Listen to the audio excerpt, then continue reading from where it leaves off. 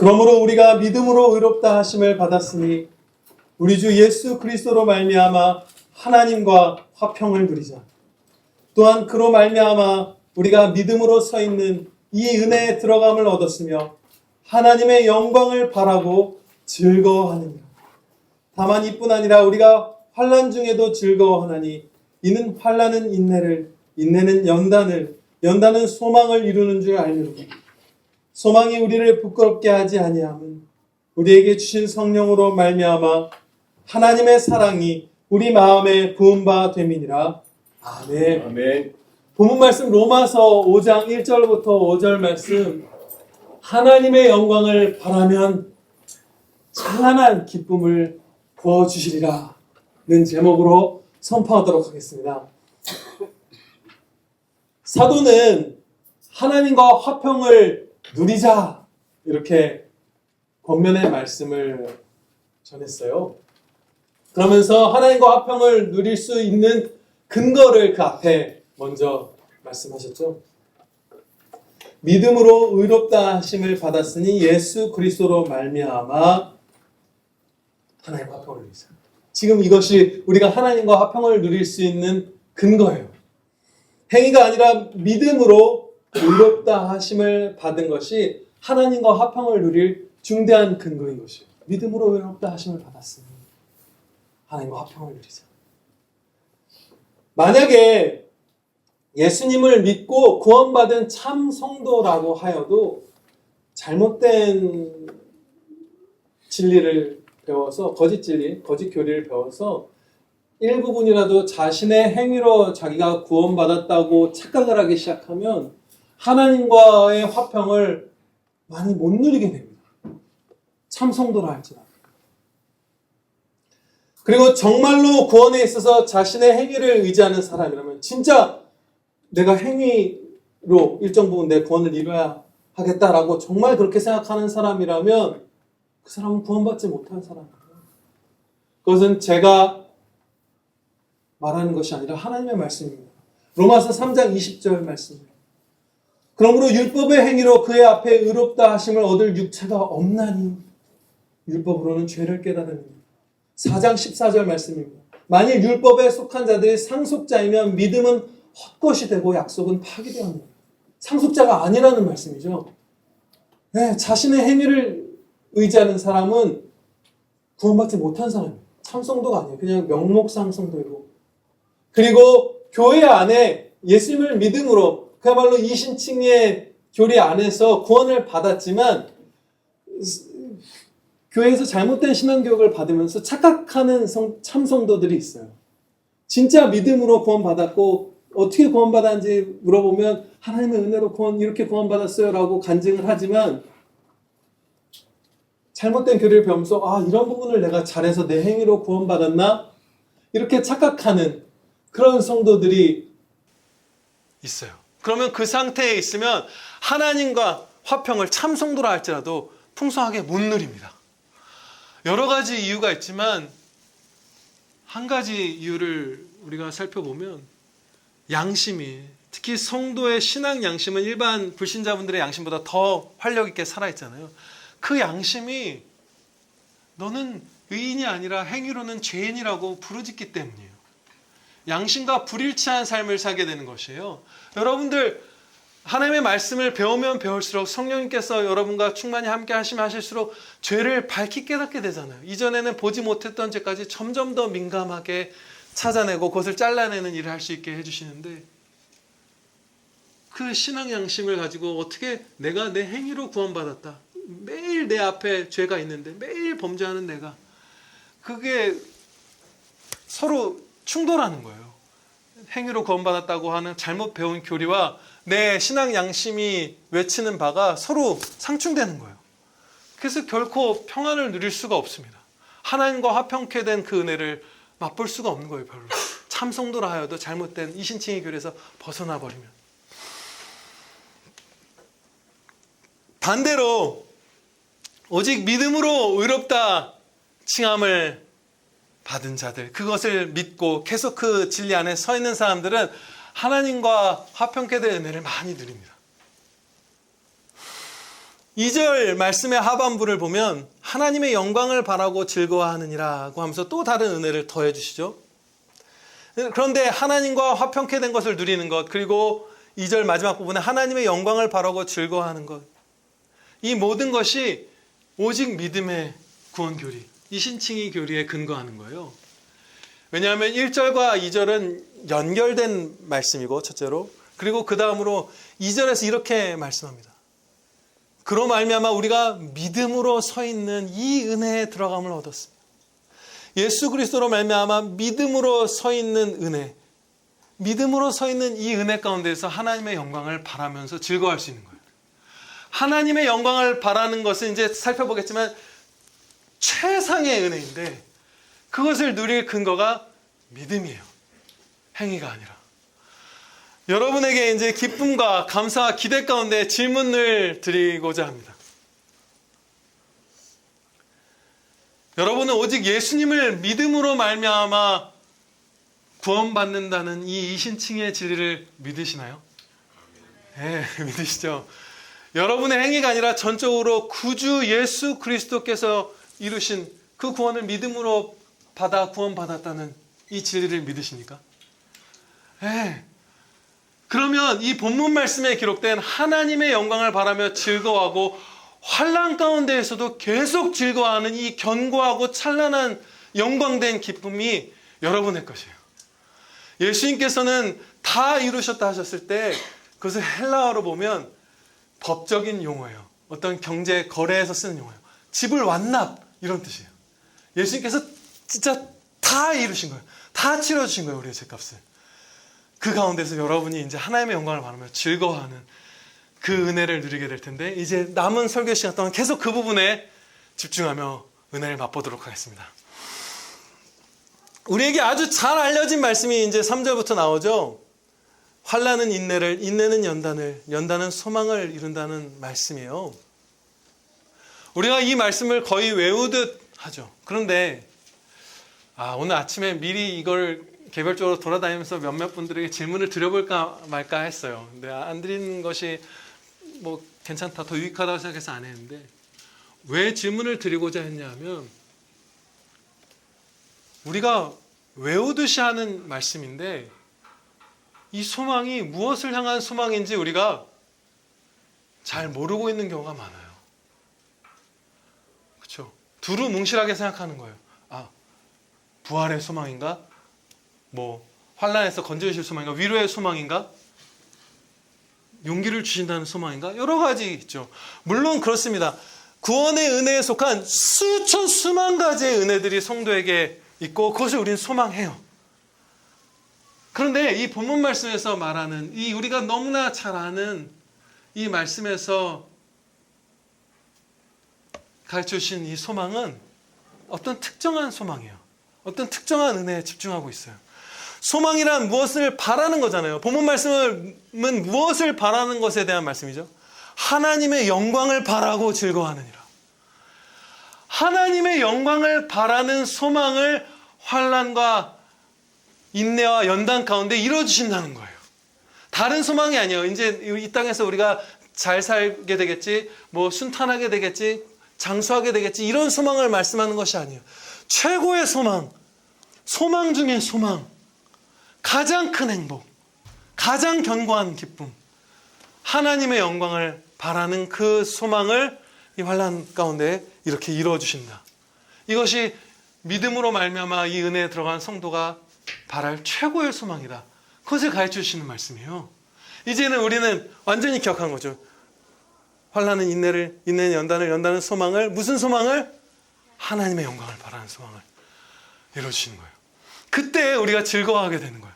이 소망이 우리에게 부족하기 때문에 우리가 즐거움이 없는 거예요.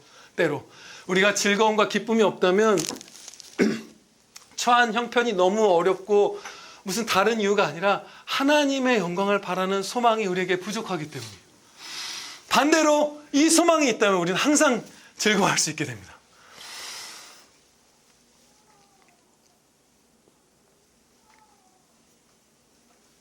이 소망을 품고 사는 사람이 얼마나 큰 은혜를 입게 되는지 5절 말씀에서 한번 살펴볼게요. 소망이 우리를 부끄럽게 하지 아니함은. 부끄럽게 하지 않는다는 이 말씀의 시제는 미래 시제가 아니에요. 헬라어 현재 시제이기 때문에 현재로부터 계속해서 주어지는 은혜라는 뜻이에요. 그러니까 우리가 이 땅을 사는 날 동안에는 이 땅에서도 이 하나님의 영광을 바라는 은혜가 정말 내게 부어질까? 하나님의 영광을 배우게 될까? 이것이 내게 기쁨이 될까? 이렇게 의심하고 수치스럽게 슬픔 가운데 살다가 천국에 갔더니 진짜 하나님의 영광을 비추시고 행복하네 라고 그때 부끄러움이 해소된다는 말씀이 아닌 것이에요. 하나님의 영광을 바라는 성도는 이 땅에서부터 그 하나님의 영광을 많이 배웠고 장차 천국에서 충만히 배웠게 될 거라는 확신 가운데 매일 전혀 부끄러움을 당하지 않고 매일 하나님의 사랑에 겨워서 당연히 이 은혜를 충만케 주실 것을 확신하면서 행복하게 산다는 말씀입니다. 이 땅에서부터 행복하게 산다는 그 말씀이에요. 우리가 볼 수 있는 모든 우주 만물과 보지 못하는 세계도 있죠. 천사들과 같은 영적인 세계, 영적인 피조물들. 이 보이는 피조물들과 보이지 않는 피조물들 모두가 하나님의 영광을 위하여 창조되었습니다. 창조 세계에 부여된 여러 가지 목표들 가운데에 하나님께 영광 돌리는 것이 자리하고 있는 것이 아니라 하나의 목표를 위해서 보이는 피조물과 보이지 않는 피조물들, 온 하늘과 땅의 피조물들이 다 그 한 가지 목표를 위해서 지원받았어요. 하나님의 영광이라는 단 하나의 궁극적인 목표만 갖고 있는 거예요. 저도 여러분도 모든 존재가 모래 하늘갱에서부터 저 태양, 은하수를 이루는 그 별들, 물, 공기 다 딱 하나의 목표만 갖고 있어요. 여러 가지가 아니라. 이 진리는 신구약 성경 전체에 가득 차 있어요. 몇 구절을 오늘 살펴보겠습니다. 먼저 로마서 11장 36절 말씀입니다. 이는 만물이 주에게서 나오고 주로 말미암고 주에게로 돌아감이라 그에게 영광이 세세히 있을지어다. 아멘. 만물이 다른 여러 근원에서 나온 게 아니라 오직 하나님 한 분에게서 나오고 하나님 한 분으로 말미암고 다른 여러 가지 목표를 향해서 다른 여러 가지 도착지를 향해서 가는 게 아니라 하나님 한 분께로만 나아가서 하나님께 영광 돌린다는 거예요. 그게 온 피조 세계의 창조와 받는 통치의 그 섭리와 결국 궁극적인 목표라는 거예요. 이것뿐이라는 거예요. 하나님께로부터만 창조되어서 하나님의 통치를 받으면서 결국 하나님께로 돌아가 하나님께 영광 돌리게 되는 것이 모든 피조물의 운명이에요. 궁극적인 목표예요. 이거 하나뿐인 거예요. 창조 단계에서만 하나님의 영광을 위하여 피조물들을 지으시고 내버려 두신 것이 아니라 그 완전한 섭리 가운데 결국 모든 피조물들이 하나님께 영광 돌리게 하시는 방식으로 우리를 계속해서 끌어가시는 거예요. 하나님 앞으로, 하나님께 앞으로. 그래서 영광 돌리는 그 한 지점으로 우리 모든 사람과 모든 피조물, 천사들까지 다 데려가고 계시는 거예요. 시편 148편은 하나님께서 창조하신 것들을 여러 가지를 이 선지자가 나열한 다음에 이렇게 마지막을 맺습니다. 여호와의 이름을 찬양할지어다. 그의 이름이 홀로 높으시며 그의 영광이 땅과 하늘 위에 뛰어나심이로다. 이 피조세계가 하나님의 영광을 위하여 지음받았다는 것을 고백하는 거예요. 또 피조물들의 존재만 하나님의 영광을 위하는 것이 아니라 피조물들에게 선과 의를 이 사람의 이성적 피조물들에게 가르치시고 그것들을 행함으로써 또한 하나님의 영광을 나타나게 하십니다. 빌립보서 1장 10절과 11절 말씀입니다. 빌립보서 1장에서 너희로 지극히 선한 것을 분별하며 또 진실하여 허물 없이 그리스도의 날까지 이루고 예수 그리스도로 말미암아 의의 열매가 가득하여 하나님의 영광과 찬송이 되기를 원하노라. 우리의 이 존재만이 아니라 우리에게 예수 그리스도의 성품, 그 선하고 의로움을 주셔서 우리의 모든 생각과 말과 행동으로 하나님께 영광 돌리게 해주신 거예요. 또한 하나님께서는 하나님의 영광을 지극히 위하신다는 사실을 성경에서 많이 가르쳐 주십니다. 하나님은 하나님의 영광에 열심을 갖고 계세요. 시편 23편 3절 말씀입니다. 내 영혼을 소생시키시고 자기 이름을 위하여 의의 길로 인도하시는도다. 우리를 소생시키시고 의의 길로 인도하시는 그 궁극적인 목적이 하나님의 이름을 높이시는 거예요. 시편 79편 9절 말씀입니다. 우리 구원의 하나님이여 주의 이름의 영광스러운 행사를 위하여 우리를 도우시며 주의 이름을 증거하기 위하여 우리를 건지시며 우리 죄를 사하소서. 우리를 용서하시며 우리를 구원하시는 게 하나님의 이름의 그 영광을 증거하시기 위함이에요.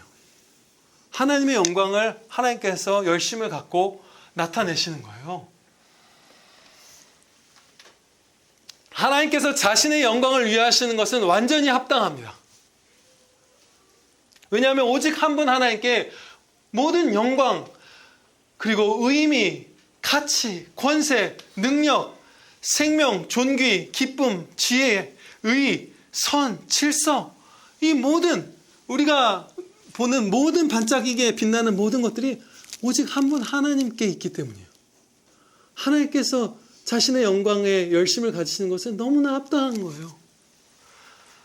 하나님의 영광에 비하면 피조세계는 마치 없는 것과도 같습니다. 아무것도 아니에요. 하나님이 붙드신 것을 멈추면 우리는 그냥 지금 이 순간에 무로 돌아가 버리잖아요.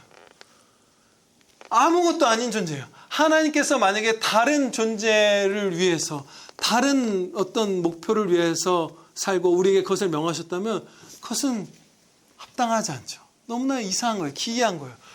갑자기 이런 생각이 들었어요.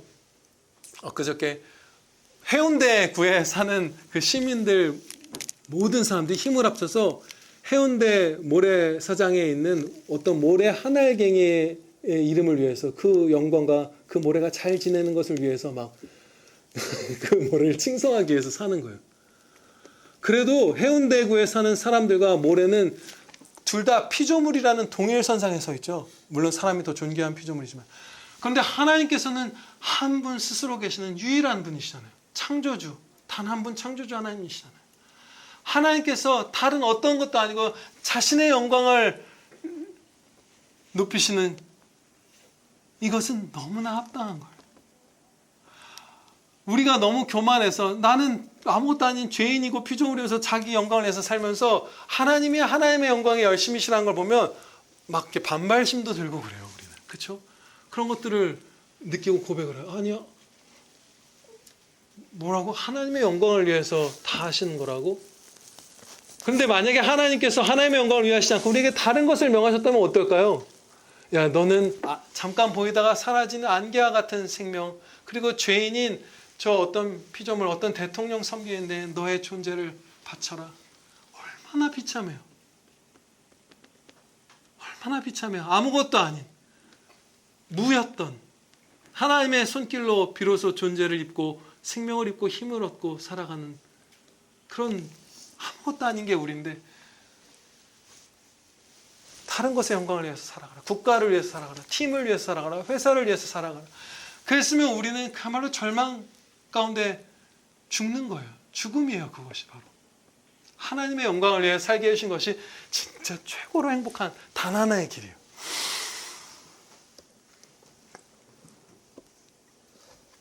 또 다른 측면에서 하나님의 영광을 살펴보도록 하겠습니다. 영원한 사망과 영원한 생명, 이 부분에서 하나님의 영광을 살펴볼게요. 하나님께서는 영원한 사망의 형벌이 무엇인지 이렇게 가르쳐 주셨어요. 데살로니가 후서 1장 8절로부터 9절 말씀입니다. 하나님을 모르는 자들과 우리 주 예수의 복음에 복종하지 않는 자들에게 형벌을 내리시리니 이런 자들은 주의 얼굴과 그의 힘의 영광을 떠나 영원한 멸망의 형벌을 받으리로다. 영원한 사망의 형벌이 하나님의 영광에서 분리되어 떠나게 되는 것이라고 지금 말씀하는 거예요. 주의 얼굴이란 성경에서 말씀하는 바 한없는 영광의 빛으로 빛나는 그 얼굴이잖아요. 하나님의 영광을 두 부분으로 반복해서 말씀하신 거예요. 하나님의 영광에서 떠나게 되는 것이 영원한 사망의 형벌의 가장 비참하고 가장 슬프고 고통스러운 부분이라는 거예요. 이게 사망이라는 거예요. 진짜 죽음은 이거라는 거예요. 하나님의 영광에서 멀어지는 것, 떠나게 되는 것. 반대로 영원한 생명, 영원한 그 구원이죠. 이렇게 말씀하십니다. 이어지는 말씀이요. 데살로니가후서 1장에서 10절, 12절. 그날에 그가 강림하사 그의 성도들에게서 영광을 받으시고 모든 믿는 자들에게서 놀랍게 여김을 얻으시리니 우리 하나님과 주 예수 그리스도의 은혜대로 우리 주 예수의 이름이 너희 가운데서 영광을 받으시고 너희도 그 안에서 영광을 받게 하려 함이라. 하나님의 영광에 이르러서 그 영광을 찬양드리며 계속해서 그 영광에 비추임 받는, 하나님의 영광을 받는 것이 영생이라는 거예요. 하나님의 영광에서 떠나게 되는 게 영원한 사망의 형벌이고, 하나님의 영광에 비추임을 받게 되는 것이 구원이라는 거예요. 다른 은혜도 물론 그 가운데 들어있죠. 그러나 이게 최고의 은혜라는 거예요. 이게 핵심이라는 거예요. 그래서 소망, 성도의 소망을 하나님의 영광을 바라는 소망, 거기에 우리의 즐거움도 달리는 것이고 그것을 키워주신다고 말씀하는 거예요. 지금까지 살펴본 대로 하나님의 영광은 모든 피조물의 단 하나의 목표죠. 이 목표밖에 없어요. 온 피조세계가. 다른 어떤 빛나 보이는 것들은 하나님의 영광에 비하면 없는 것과 마찬가지입니다. 하나님의 영광의 한 부분을 받아서 조금 이렇게 거울처럼 반영하는 것 뿐이에요. 진짜 찬란해 보이는 어떤 사람, 이런 사람들. 절대적 가치, 절대적 의미, 한없는 기쁨, 생명, 조화, 신비, 아름다움. 하나님의 아름다움은 우리가 아직은 지혜가 부족해서 막 짧게 한 단어로 좀 저해상도로 우리가 나누지만 사실은 굉장하죠. 자녀를 키우면서 여러분 그런 생각 해보셨나요? 이 관계 안에 오묘하게 드러나는 아름다움들, 거기서 맛보게 되는 사랑과 기쁨이 진짜 어마어마하잖아요. 무슨 책으로 쓰면 한 10,000페이지, 100,000페이지 써야 될 만한 그런 막 질서와 조화와 아름다움이 자녀 하나 키울 때 우리가 느끼잖아요. 그렇게 영광되신 거예요. 너무 영광되신 분이신 거예요. 너무 아름답고, 우리가 천국에 가면 우리가 막 지혜도 부어주시고 죄도 없고 막 영화롭게 될 거잖아요. 그때는 우리가 진짜 막 더 품위 있는 표현 막 난리 날 거예요. 엄청난 행복을 누릴 거예요. 깜짝 놀랄 거예요. 진짜 막 찬양될 거예요. 그리고 하나님의 영광에서 떨어져 나가신 것이 사망이고 영원한 하나님의 영광에 충만히 비추임 받는 것이 구원의 완성이잖아요. 이처럼 무한히 귀중한 하나님의 영광이죠. 근데 이 영광을 그다지 소망하지 않을 때가 저와 여러분에게 적지 않습니다. 그렇죠? 저도 그래요. 여러분들도 그럴 때가 분명히 있으셨을 거라고 생각합니다. 너무나 안타깝죠. 아픔이고 슬픔이고 그러면서 또 죄예요. 그렇죠? 하나님의 영광을 소망하지 않는 것이, 그렇죠? 너무나 안타까운 것이, 왜냐하면 우리의 소망이 하나님의 영광을 배우는 것이 되어버리면 우리는 어떤 상황에서도 막 찬란하게 기쁨을 누리게 되거든요. 그것이 오늘 1절부터 5절까지의 말씀이 기록되어 있잖아요. 그 실제로 저와 여러분 경험해 보신 적 있고 교회사에서도 밝히 드러나는 바죠. 하나님의 영광을 바라는 것에 온 소망을 쏟았던 사람들은 어느 상황, 어느 곳에서나 그냥 행복하게 살았어요. 근데 그거 우리가 못 누릴 때가 많은 것이 너무나 우리 아버지가 너무나 그것을 안타깝게 여기실 거예요. 그렇죠? 그래서 저와 여러분을 이런 죄악에서 이런 안타까운 상황에 하나님이 독생자를 십자가에 내어주실 만큼 사랑하시는 이 자녀들이 이 최고의 은혜에서 멀어져 가고 있는, 마치 사망으로 가듯이 가고 있는 이 상황에서 우리를 건지사 그 찬란한 견고한 기쁨 가운데 데려다 놓으시려고 지난주에 저에게 먼저, 그리고 여러분들에게는 오늘 큰 은혜를 주셨어요. 자비를 베푸셨어요. 지난주 수요일 아침에 자다가 이제 침대에서 눈을 떴어요. 근데 침대에서 못 일어나는 상태였어요. 근데 그때 성령님께서 역사하사 몇 초간 아주 특별한 가르침을 주셨어요. 그러니까 말로써, 문장으로서 가르쳐 주신 것이 아니라 저를 포함해서 저 자신을 포함해서 모든 피조물들이 하나님께로 흘러가고 하나님의 영광을 위해서 하나님께 영광 돌릴 그 한 지점, 한 목표를 향해서 흘러가고 있다는 것을 그냥 영혼에 직접적으로 가르쳐 주셨어요. 그래서 마치 이렇게 침대를 붙들지 않으면 정말로 제가 쓸려가 버릴 것 같은 그 느낌을 받게 하셨어요. 몇 초죠. 근데 말할 수 없는 가르침이죠. 성령님께서 그리스도가에서 하신 말씀을 다 기억나게 해주실 거라고 했잖아요. 근데 그 기억나게 해주실 때 그런 방식을 쓰실 수도 있는 것이죠. 그야말로 이렇게 어마어마한 경험이죠. 그러면 어떤 신비한 체험이 있으면 그것을 말씀으로 분별하고 어떤 말씀을 성경 말씀을 가르쳐 주신지로 나아가야 되잖아요. 안 그러면 우리는 죄로 넘어져요. 그렇죠? 심지어 마귀가 행한 어떤 약간의 신비한 일들에 속아 넘어지는 경우도 많죠. 성경 말씀으로 분별해야 되는 것이에요.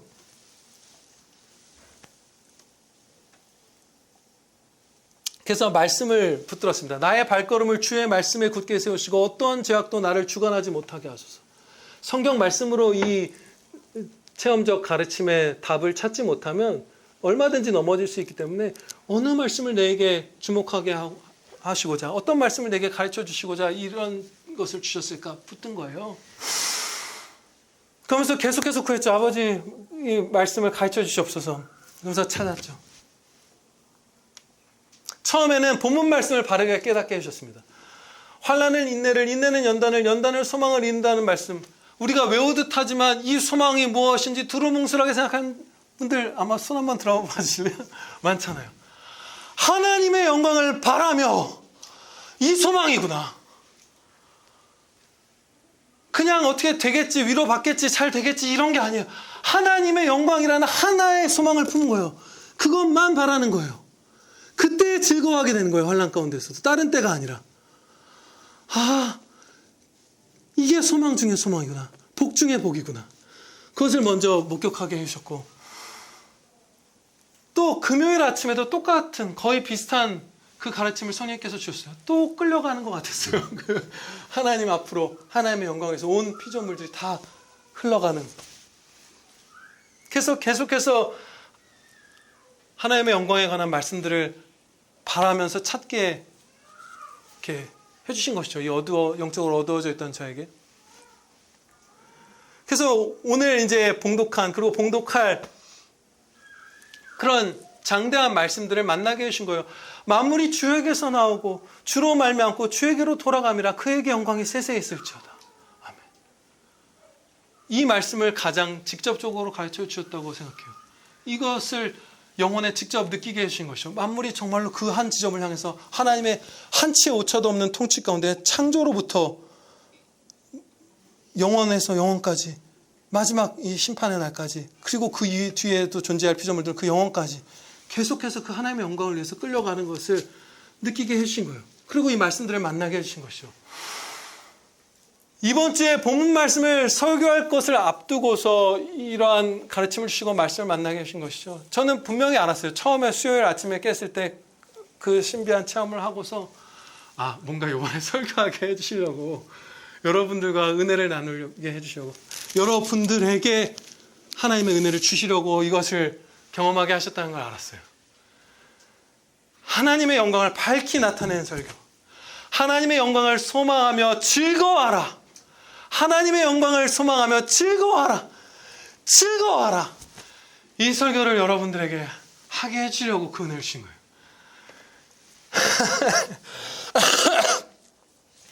하나님의 영광을 바라는 것은 천국의 소망을 둔 삶입니다.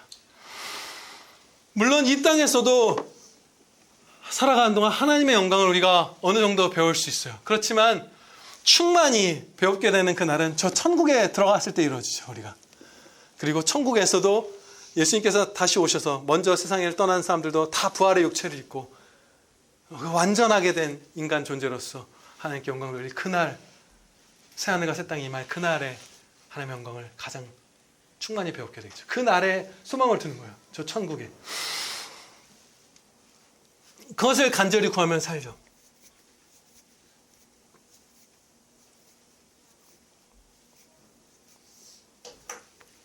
이 땅에 사라질 것들에 몰두하는 삶이 아니라 영원하신 하나님을 만나게 될 저 천국의 그 영생에 소망을 다 두는 삶이에요. 우리는 여기에 소망을 둘 때가 많죠. 다 헛된 것인데 그렇다고 선이 하나도 없다는 거 아니에요. 유익하죠.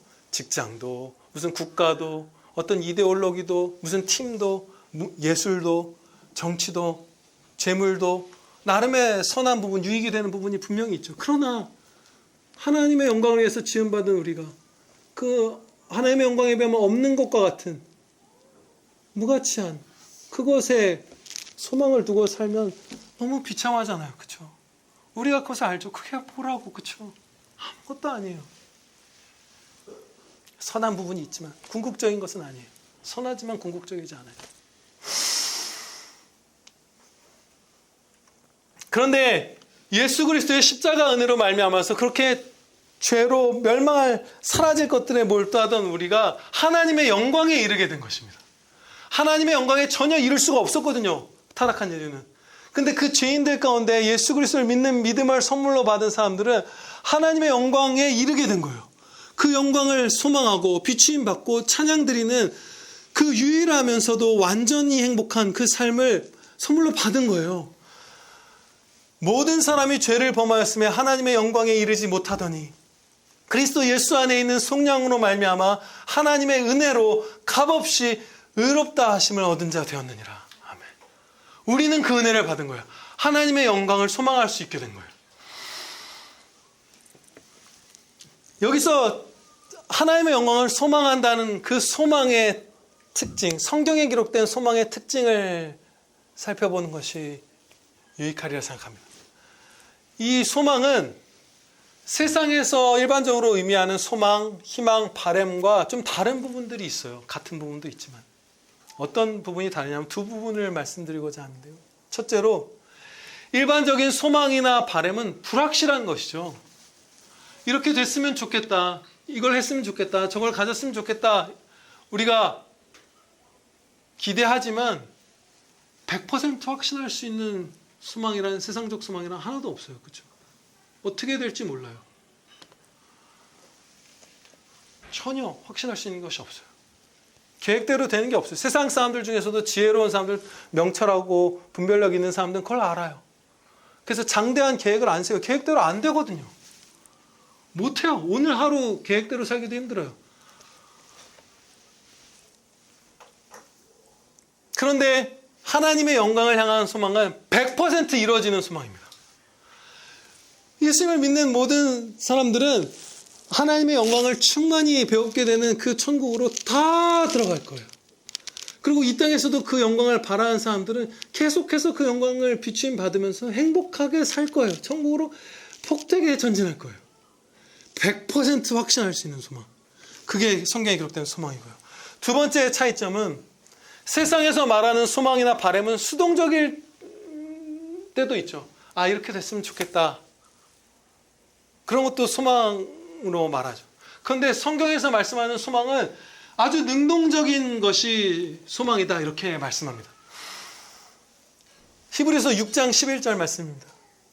우리가 간절히 원하는 것은 너희 각 사람이 동일한 부지런함을 나타내어 끝까지 소망의 풍성함에 이르러. 진짜 부지런하게 하나님을 따르기 위해서 신앙의 싸움을 하고 선을 행하고 순종을 행하는 것, 이것이 참된 소망이다. 이렇게 사는 사람이 진짜 하늘에 소망을 둔 사람이다라고 말씀하는 거예요. 그냥 이랬으면 좋겠다 하는 것과는 전혀 다른 거예요. 로마서 2장 7절에서도 우리가 배웠던 말씀이죠. 지지난주에. 참고 선을 행하여 영광과 존귀와 썩지 아니함을 구하는 자에게는 영생으로 하시고 선을 행하는 각 사람에게는 영광과 존귀와 평강이 있으리니. 참고 선을 행하면서 소망하는 게 진짜 소망이라는 거예요. 참고 선을 행하면서 바라는 게, 영광을 바라는 게 진짜 하나님의 영광을 바라는 거라는 거예요. 우리의 소망은 이런 것이죠. 그냥 이랬으면 좋겠네 하는 것이 아니에요. 진짜 열심히 말씀대로 사는 거예요. 그러면서 정말 그 천국에 합당한 자가 되기를 원하고, 하나님과 가까워져야 하나님의 영광을 비추임 받잖아요. 근데 죄를 지으면 하나님과 멀어지잖아요. 그러면서 그냥 죄 가운데 있으면서 하나님의 영광을 바란다는 건 모순이죠. 한 걸음이라도 더 하나님께 순종하면 더 성령 충만함을 받아서 더 하나님의 영광을 비추임 받고자 합니다. 이 소원으로 삶을 개선하며 전진하는 것, 이게 진짜 하늘 소망, 하나님의 영광에 대한 소망을 가진 사람이다 라고 가르쳐 주시는 거예요. 이 소망을 가질 때에 그 견고하고 찬란한 기쁨, 환난 가운데서도 사그라들지 않는 그 기쁨이 주어지는 거예요. 이제 우리가 다다를 그 기쁨의 지점에 많이 왔죠. 그냥 천국의 소망을 둬야지 이게 아니라 진짜 하나님의 말씀대로 살려고 하면 그때에 네가 어떤 형편 가운데 있든지 진짜 행복하게 되리라. 이것을 지금 약속해 주시는 거예요. 이렇게 부지런히 하나님의 말씀에 순종하며 진짜 소망하는 사람들은 하나님의 영광을 하나님의 사랑으로 마음이 가득 채워진다 이렇게 말씀합니다. 5절 말씀이죠. 소망이 우리를 부끄럽게 하지 아니하면 우리에게 주신 성령으로 말미암아 하나님의 사랑이 우리 마음에 부은 바 됨이니라. 부모님들은 더 잘 아실 텐데 자녀를 사랑해주면 아이가 진짜 행복해하죠. 그렇죠?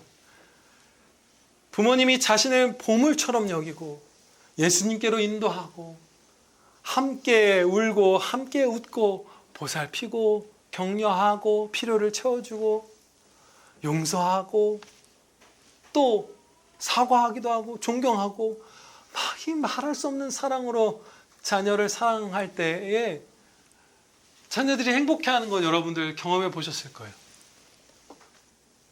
그것은 용돈을 한 5배로 올려주는 거, 매일 스테이크 구워주고 매일 무슨 초밥을 먹는 것으로는 다다를 수 없는 그런 행복이죠. 그렇죠? 그것과 전혀 달라요.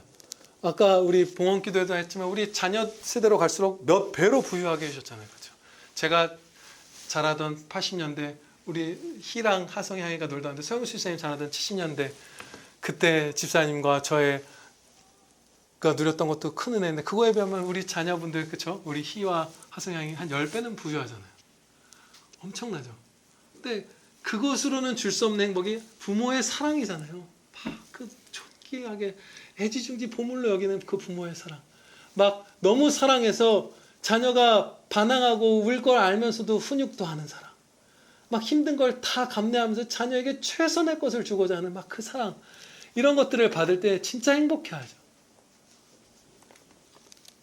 제이슨 무라즈라는 빌보드 차트에서 오랫동안 일했고 가장 최장기 차트에 머물렀던 기록도 한참 갖고 있었던 가수가 자신의 어린 날을 돌아보면서 그 부유하고 천재이죠. 엄청난 음악가예요. 싱어송라이터인데 그 사람이 자신의 그 삶을 돌아보면서 씁쓸하게 노래한 게 우리 부모님들은 나한테 뭐 이것도 놀게 하고 저것도 하고 뭐 파티도 하고 술도 먹고 마약도 하고 다 했는데 나를 한 번도 훈육한 적이 없다.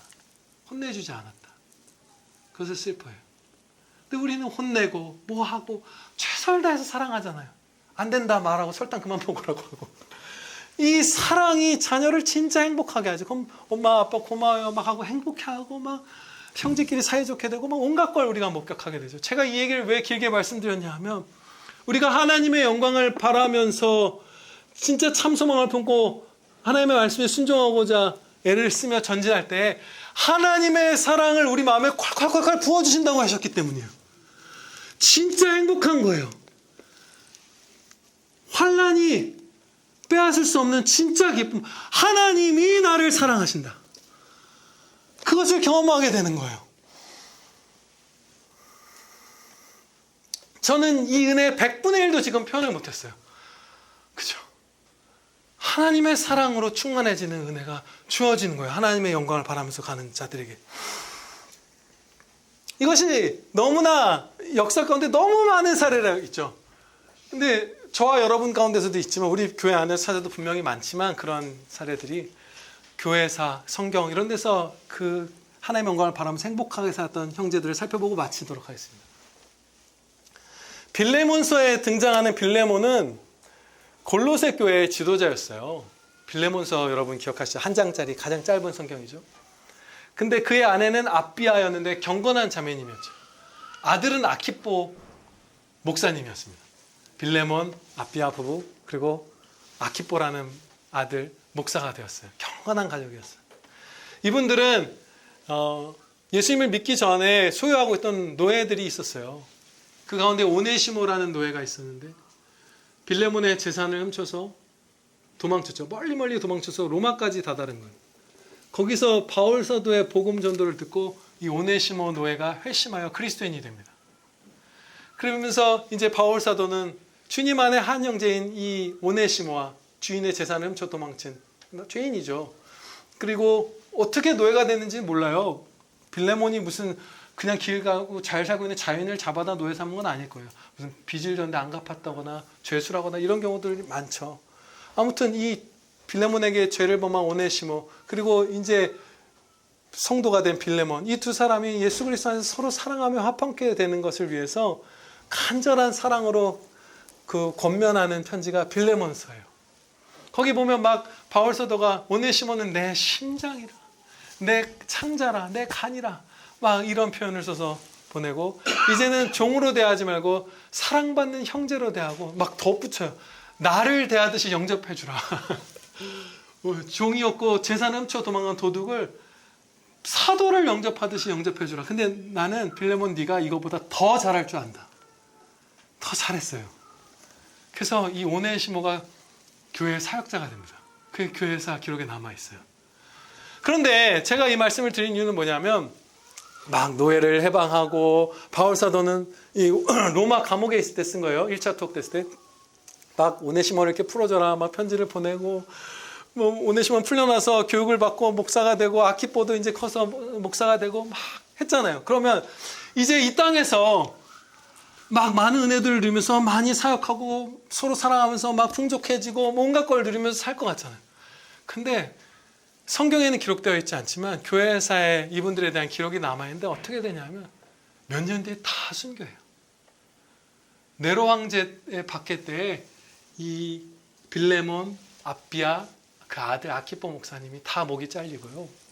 그리고 비슷한 무렵에 바울 사도도 사형당하고, 그리고 그 무렵 혹은 조금 더 있다가 오네시모 목사님도 순교합니다. 다 돌아가신 거예요. 그러면 이들의 삶이 허망한가요? 막 아까운가요? 내 아들 아키포 이렇게 우리 가족이 뒤늦게라도 예수님을 믿게 돼서 얘는 은혜 가운데 커서 목사가 됐는데 이제 죽는 거예요. 어떡하나 내 아들 아까워서. 전혀 그렇게 안 하셨겠죠. 아비아 자매님 그러셨을 리가 없어요. 다 같이 용감하게 기쁨으로 자진해서 신앙을 지키고 고백하고 전도하다가 순교한 거죠. 공적인 선포만 안 했어도 순교 안 당해요. 대부분의 순교는 다 거기서 일어나요. 비밀리에 그냥 혼자 신앙생활하는 사람들 순교 안 당했어요. 전도한 사람들이 순교 당한 거예요. 그걸 한 거예요. 기쁨으로. 어떻게 그렇게 사랑과 기쁨으로 충만할 수 있었던가? 어떻게 자진해서 순교의 자리로 나아갈 만큼 이들이 견고한 기쁨을 누렸던가? 바울 사도의 고백, 빌립보서 1장 20절의 이 사도의 고백을 보면 제가 부연 설명을 하나도 드리지 않아도 그냥 오늘 본문 말씀의 소망, 하나님의 영광을 바라는 소망 가운데 하나님의 사랑이 마음에 부음받고 그 기쁨 가운데 전진했구나. 순교의 위험도 아무것도 이들에게 그 기쁨을 빼앗을 수 없었구나라는 걸 알 수 있어요. 빌립보서 1장 20절 말씀에 기록된 바울 사도의 고백입니다. 나의 간절한 기대와 소망을 따라 아무 일에든지 부끄러워하지 아니하고 지금도 전과 같이 온전히 담대하여 살든지 죽든지 내 몸에서 그리스도가 존귀하게 되게 하려 하나니 이는 내게 사는 것이 그리스도니 죽는 것도 유익함이라. 아멘. 오늘 우리가 배우고 있는 말씀들의 총합 같은 거예요. 간절한 기대와 소망을 따라 아무 일에든지 부끄러워하지, 하나님의 영광을 바라는 소망이기 때문에 한 번도 부끄러워할 필요 없이 그렇게 기쁨 가운데 살면서 살든지 죽든지 오직 하나님께서 영광 받으신 것만을 바라고 있잖아요.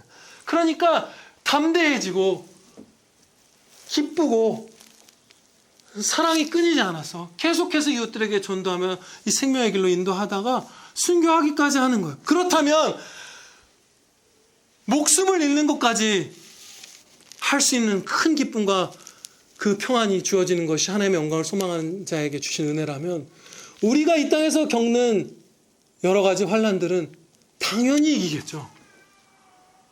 하나님의 영광을 소망할 때 우리가 겪는 슬픔들, 직장에서 누구에게 구박받는 것, 속을 새기는 부하가 있는 것, 무슨 재산이 무슨 줄어드는 것, 사업이 잘 안 풀리는 것, 몸이 연약한 것, 자녀가 무슨 방황하는 것, 뭐 어떤 거든지 간에 죽음도 기꺼이 감내하는 기쁨이 하나님의 영광을 바라는 자에게 주어지는데 그것을 못할 리가 없는 것이에요.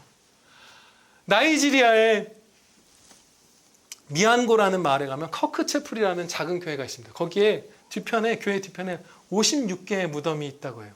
그런데 그 가운데 33개의 무덤이 선교사님들 자녀의 무덤이에요. 1살, 4살, 6살 그런 아이들이에요.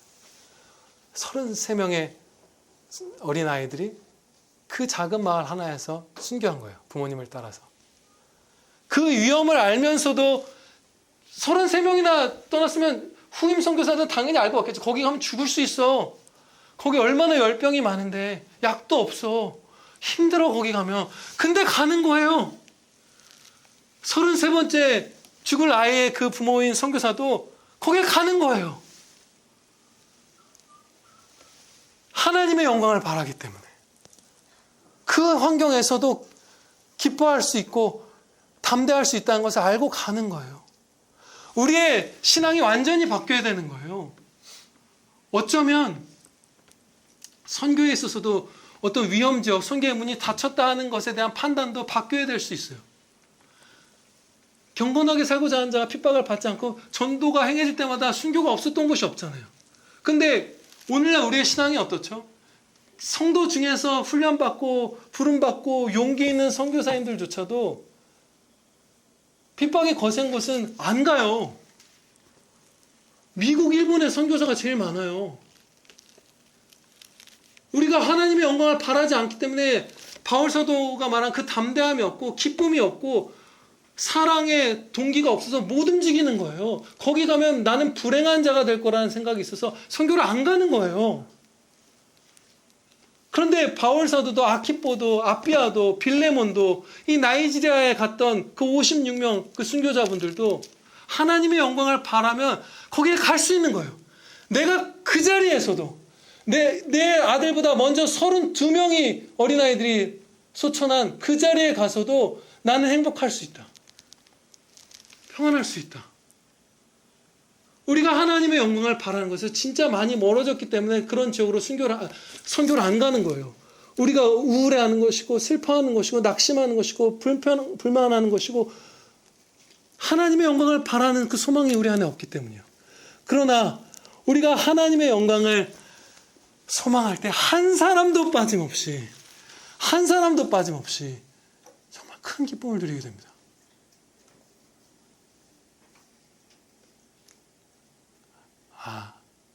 한마디만 더 드리고 싶은데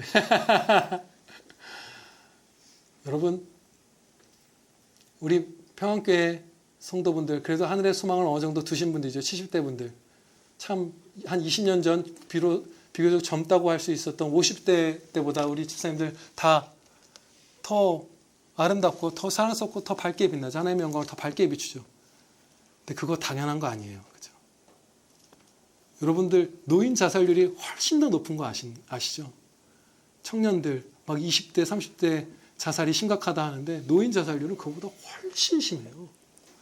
소망이 없을 때 세상에 소망을 두고 아직은 젊으니까 죽음도 안 느껴지고 이렇게 하면 잘 살게 되겠지 이렇게 하면 뭐가 되겠지 이 업적을 가지면 내가 행복할까 만족할까 하던 20대 30대 40대 50대까지는 사람이 그래도 버티다가 70대 80대가 되면 다 자살해버리는 거예요. 지금 우리가 보는 정말 엄청나게 막 하나님의 영광만을 소망하지 않는 분들이 있잖아. 70대 분들이. 지금 소망 가운데 젊을 때보다 더 밝게 빛나는 거, 이 본문 말씀이 성취되고 있는 것입니다. 우리 젊은 분들도 더 힘차게 하나님의 영광을 위해서 하나님의 영광을 바라며 살아갑시다. 기도드리시겠습니다. 아버지 하나님, 저희에게 이 크신 은혜 주셔서 감사합니다. 이제 한 발짝도 이 은혜 밖으로 벗어나지 않게 하여 주시옵소서. 하나님의 영광을 소망하는 그 복된 삶을 살게 하여 주시옵소서. 성령님께서 저희 한 사람 한 사람의 마음을 어루만져 주시고 부드럽게 하시고 겸손하게 하시고 이 말씀을 듣고 믿고 순종하게 하사 하나님의 영광을 간절히 소망하며 하나님의 말씀을 지켜 참고 행하며 그 참 소망을 가진 자의 삶을 살면서 하나님이 나를 사랑하신다는 그 사실을 마음에 콸콸콸콸 부어주시는 성령님의 은혜를 맛보며 하나님의 이 땅에서도 비춰주시는 그 얼굴의 광채를 맛보며 행복하게 살다가 저 천국으로 올라가게 하여 주시옵소서. 한 사람도 어떤 형편, 어떤 처지, 어떤 상황에 굴복하지 않고 하나님의 영광을 바라며 크게 기뻐하며 영광된 삶, 빌레몬과 같은 삶 살게 하여 주시옵소서. 우리 구주 예수 그리스도의 이름으로 기도하옵나이다. 아멘.